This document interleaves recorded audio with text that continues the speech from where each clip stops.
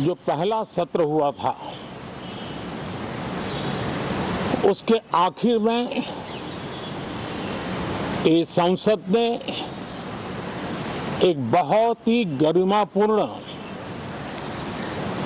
फैसला लिया था और वो फैसला था नारी शक्ति वंदन अधिनियम। और उसके बाद 26 जनवरी को भी हमने देखा किस प्रकार से देश ने कर्तव्य पथ पर नारी शक्ति के सामर्थ्य को 26 जनवरी को भी हमने देखा किस प्रकार से देश ने कर्तव्य पथ पर नारी शक्ति के सामर्थ्य को, नारी शक्ति के शौर्य को, नारी शक्ति के संकल्प की शक्ति को अनुभव किया। और आज बजट सत्र का आरंभ हो रहा है, तब राष्ट्रपति द्रौपदी मुर्मू जी का मार्गदर्शन और कल निर्मला सीतारमण जी के द्वारा इंटरिम बजट एक प्रकार से ये नारी शक्ति के साक्षात्कार का पर्व है। साथियों, मैं आशा करता हूं कि गत 10 वर्ष में जिसको जो रास्ता सूझा उस प्रकार से संसद में सबने अपना अपना कार्य किया।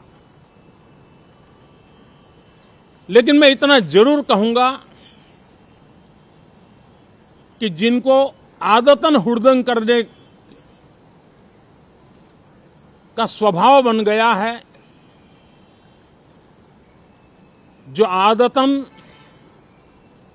लोकतांत्रिक मूल्यों का चीरहरण करते हैं, ऐसे सभी माननीय सांसद आज जब आखिरी सत्र में मिल रहे हैं तब जरूर आत्मनिरीक्षण करेंगे कि 10 साल में उन्होंने जो किया।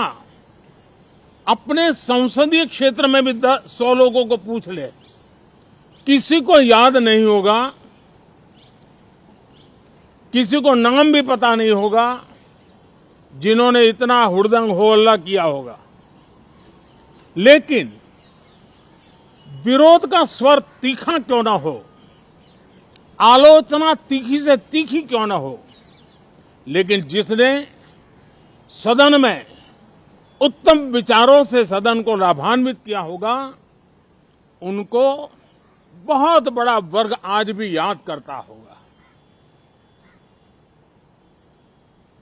आने वाले दिनों में भी जब सदन की चर्चाएं कोई देखेगा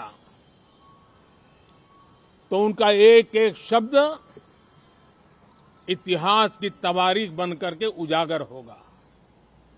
और इसलिए जिन्होंने भले विरोध का किया होगा लेकिन बुद्धि प्रतिभा का दर्शन कराया होगा, देश के सामान्य मानवी के हितों का कंसर्न दिखाया होगा,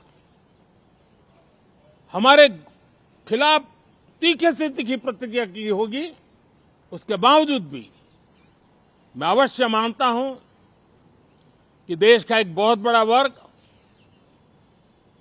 लोकतंत्र प्रेमी सभी लोग इस व्यवहार की सराहना करते होंगे। लेकिन जिन्होंने सिर्फ और सिर्फ नकारात्मकता, हुड़दंग, शरारतपूर्ण व्यवहार ये जो किया होगा, उनको शायद ही कोई याद करे। लेकिन अब ये बजट सत्र अवसर है पश्चाताप का भी अवसर है, कुछ अच्छे फुटप्रिंट छोड़ने का भी अवसर है। तो मैं ऐसे सभी माननीय सांसदों से आग्रह करूंगा कि आप इस अवसर को जाने मत दीजिए, उत्तम से उत्तम परफॉर्म कीजिए, देश हित में उत्तम से उत्तम अपने विचारों का लाभ सदन को दें और देश को भी उत्साह और उमंग से भर दें। मुझे विश्वास है, आप तो जानते ही हैं कि जब चुनाव का समय निकट होता है तब आमतौर पर पूर्ण बजट नहीं रखा जाता है। हम भी उसी परंपरा का निर्वाह करते हुए पूर्ण बजट नई सरकार बनने के बाद आपके समक्ष लेकर के आएंगे। इस बार एक दिशा निर्देशक बातें लेकर के देश की वित्त मंत्री निर्मला जी हम सबके सामने कल अपना बजट पेश करने वाली है। साथियों, मुझे विश्वास है कि देश नित्य प्रगति की नई नई ऊंचाइयों को पार करता हुआ आगे बढ़ रहा है। सर्वस्पर्शी विकास हो रहा है, सर्वांगीण विकास हो रहा है, सर्वसमावेशक विकास हो रहा है।